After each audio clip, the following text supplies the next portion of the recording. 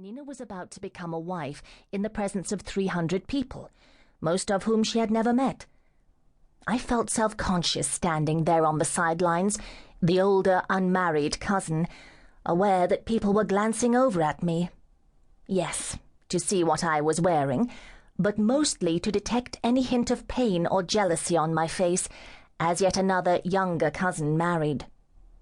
I closed my eyes for a second, inhaled, found my center, the way they taught me to do at my Wednesday evening hatha yoga class. Then I lifted up my smile and made it stay. "Your turn next," said Auntie Mona, my mother's second cousin, who was standing next to me. She grinned, revealing a space between her two front teeth the size of East Timor. That gap was considered a sign of good luck. Any Indian face reader worth his chapati dinner knew that the wider the space, the greater the fortune. "Don't worry, Beti, it will be your turn soon," Auntie Mona consoled, patting me on the back. "God will listen to your prayers. It is all karma. Tisk, tisk." I allowed her to comfort me, as I had learned to do all these years, and noted how miraculous it was that my self-esteem wasn't completely annihilated by now.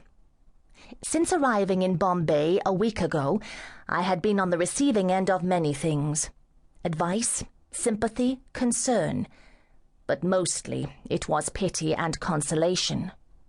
Now, coming from Auntie Mona, these sentiments were delivered with the same gravity as a diagnosis of Lou Gehrig's disease.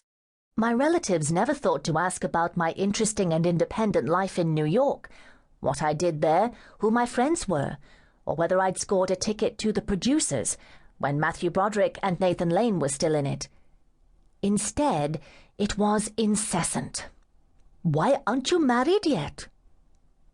I turned towards Nina, who really was the sweetest thing, looking like a dream in her wedding sari. This was pink too, but a celebratory pink. Deeper, richer, embellished with thick gold, a bridal bonus. The top of her gleaming black hair, parted down the center, was covered with the same fabric. Her smooth white forehead dotted with tiny flecks of red paint in an arched design, spliced in the middle by a gold and diamond bindi. Her hands, lavishly hennaed, reached up to push back a wisp of hair that had fallen into her half-closed eyes. Nina was praying and blushing, swooning from the heat. She and her groom were sitting in front of a small bright orange fire, both sets of parents by their side, deep in their own thoughts. As our family priest, Mehraj Gurda, uttered thousands of Sanskrit words that no one but he understood. The ceremony was about done, and now came my favorite part, where the groom slipped his finger into a pot of sindoor and traced it down his new wife's hair parting. The gesture seemed to say, "You're mine now. We belong to each other."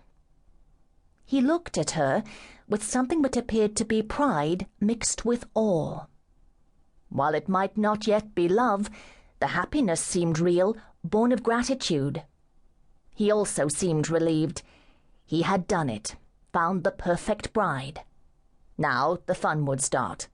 Later, they would spend their first night together and kiss for the first time. The groom had won Nina's heart without really trying. She'd fallen for his looks, his height, 5'11", his casual, easygoing demeanor. It was an arranged match. They had met twice and then gotten engaged. That had been 5 weeks ago. The couple stood, poised to garland one another and exchange rings. Nina bowed her head before her new husband, who looked upon her excitedly, like an archaeologist who had just stumbled across some rare artifact and couldn't wait to examine it. Within seconds, they were surrounded by waves of well-wishers, who hugged, kissed, shook hands, and leaned in to see up close just how big the necklace was that Nina's parents had given her. Everybody wanted to know the precise carat weight of the marquise diamond her groom had placed on the slender ring finger of her left hand. It was time for me to make my way through the pack of people towards the couple.